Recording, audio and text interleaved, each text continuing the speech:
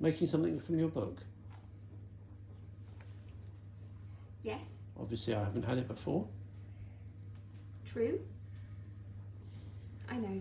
I'm sorry, but I've never really thought. Okay, nutty treacle tart.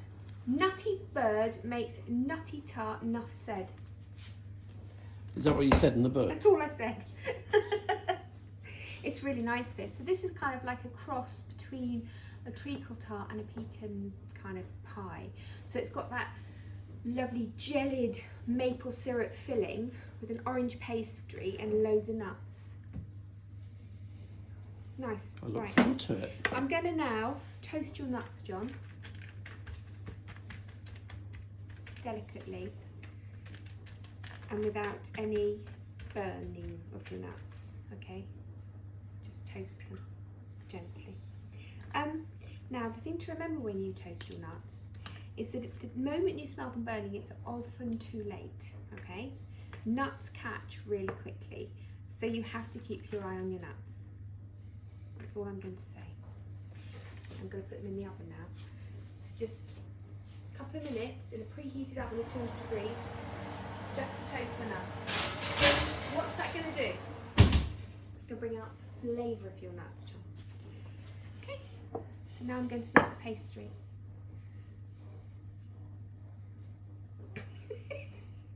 Okay, I've got in here 225 grams of plain flour. I'm going to put 150 grams of butter in, and you'll give it a little whiz till it comes together like breadcrumbs, okay? So just like a short crust pastry, this, but with a twist, okay? So we just pulse it until the bread coming. It just gives me more control. There we go, perfect. Right, it doesn't take long. So now I'm going to put into that the grated zest of one orange. Okay? What I did. What you did in it. Right. Here we are. So Wow, that looks perfectly grated. Beautifully grated. You is the grating man, aren't you? Hey? You're the grating man. So that goes in, and 3 tablespoons from the orange juice as well. Okay. What, into the pastry? Into the pastry. Just 3 tablespoons. The most important. So I use this pastry for my mince pies as well, because it's lovely for mince pies. And I know it's Christmas time, but so 3 tablespoons. 1. Oh, that's a little bit more. 2. And I'm just going to do a little bit and then see, because I don't want my pastry to be wet, and I did overdo that slightly. So let's bring it together. Should just form a ball. It might need a little bit more.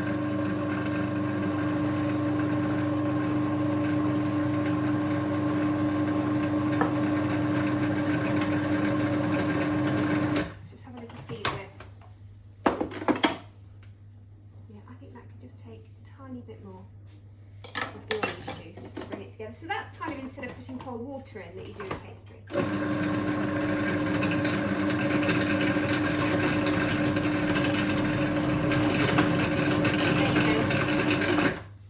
Right, this is done. It's the most beautiful fragrant pastry as well. It's so intensely flavoured of orange.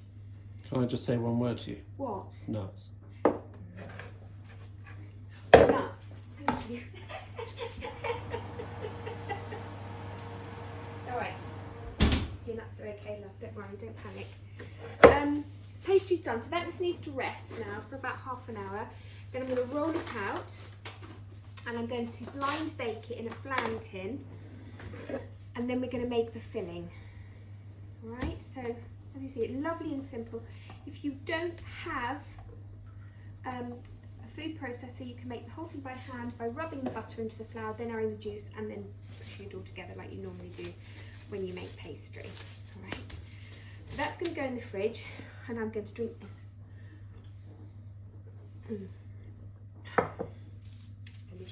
So, a little bit of an issue. Mould on top of the maple syrup. I just saw it. So, but it doesn't matter. It's all going to be okay. So normally the golden syrup goes in anyway. Instead of the maple syrup, which is only 2 tablespoons worth, I'm going to do this beautiful honey from my lovely friends at, here we go, Burgundy bees. Okay, I'm going to use some of that beautiful honey instead. It'll be fine, it'll be a lovely delicious tart anyway. Here are your nuts, sweetheart, lightly toasted, not burnt in any way, cold or scorched. No scorched nuts, darling. It's good, isn't it? Let's turn up for the books. The tart, I rolled it out into my 23 centimetre 9-inch flan tin, and I popped it into the fridge and I let it go nice and cold. Then I blind baked it. Well, actually, I say I blind baked it. I did blind bake it, but it's still blind baking, so actually it's not. It's still going. It's not in the past tense. It's still in there. And so I'm going to make the filling now, ready for it, and then you're going to come back and I'm going to put it all together. It's going to be all lovely. So in here, butter, brown sugar, all right, beaten. Let me just tell you how much. 75 grams of butter and 75 grams of dark brown sugar. Oh, lovely. That goes in there. John's got a bird clock that I bought him for Christmas. And every hour it tweets another bird. That was... What was that? Is that a kingfisher? No. Chaffinch. Kingfisher, Lottie. Chaffinch. That was the chaffinch making that noise. Okay, so I'm going to pop in 3 eggs. Beat those in.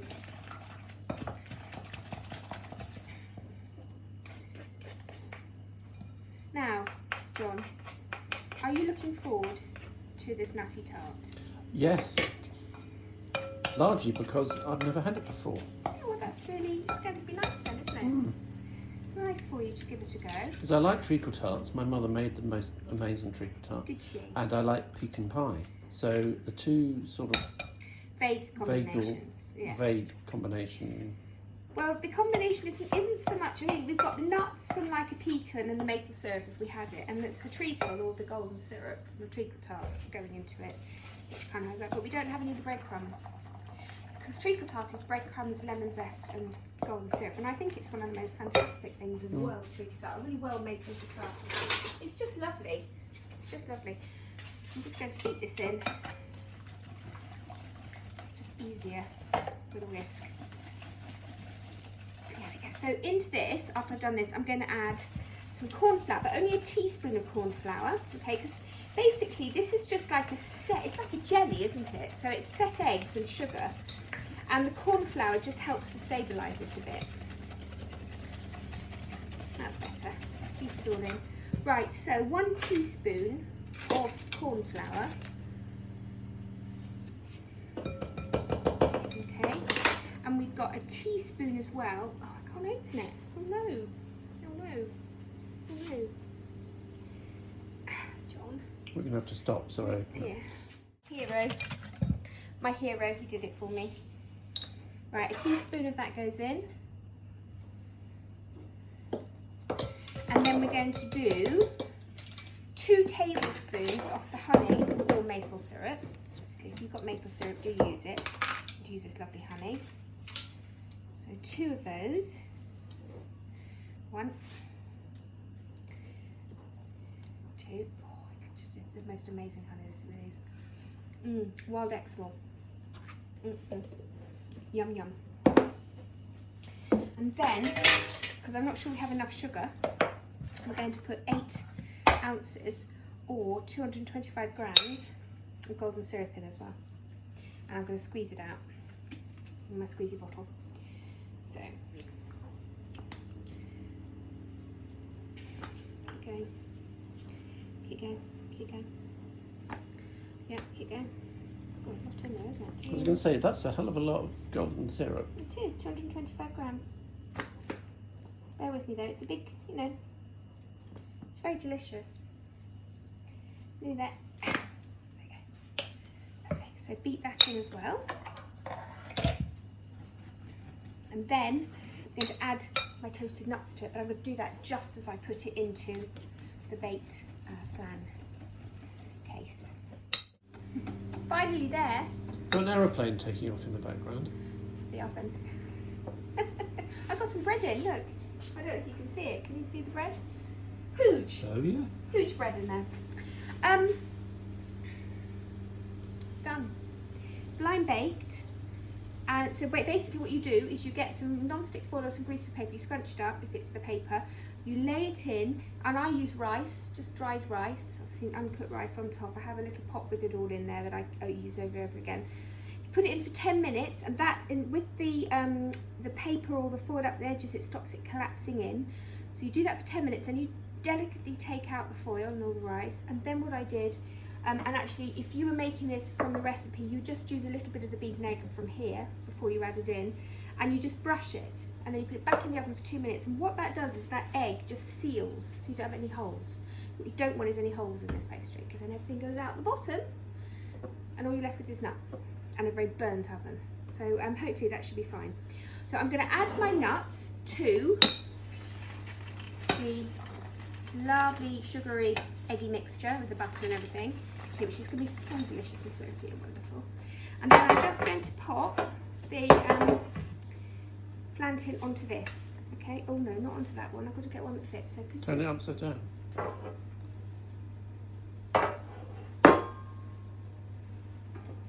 It's very annoying when you get things right like that. Just very annoying. Mix it all together now.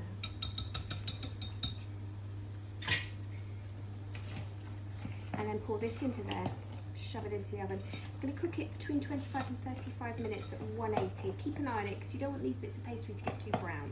So if they do look like they are, just put a little bit of foil on top. Okay, so just pour it in. Perfect. Almost as though that recipe has been tested many, many times. Look at that. It's in it perfectly. And into the oven. I'm not going to have you film me doing that just because it's a little bit, you know, like legs up and door open and stuff. A bit lazy-like, really. It's still quite warm. I don't want to cut it because I think it'll just, so you know what I'm going to do? I'm just going in there, which is kind of like a bit of it, so you can see. Can you see that lovely bit of sort of the set jelly of the sugar and the butter? On the back. Oh, lovely. Oh my goodness me. Lovely. This is a lovely, lovely dish. I'm going to try a bit of the pastry. That lovely orange pastry. Yeah. I'm just destroying that quarter, but oh my goodness me. I just spoke to Daisy, my daughter, on the phone, and I said I just made this. And she said, that is my favourite tart. She said, I haven't had that in ages. I will make it for you, Daisy, I promise. But this is nutty tart. It's the way to go. Don't you agree, John? You like a nutty tart, don't you?